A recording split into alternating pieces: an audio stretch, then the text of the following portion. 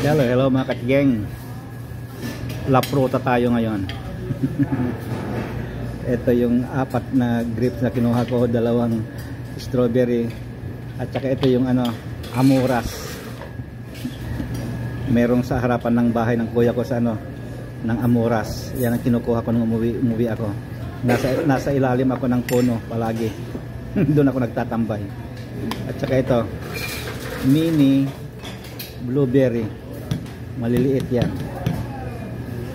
At saka meron akong isang hiwang pineapple.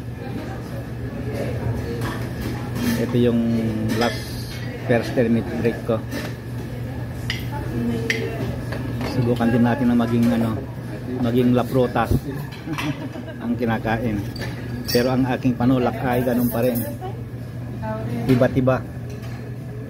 English breakfast. Okay, kainan na. Bye bye.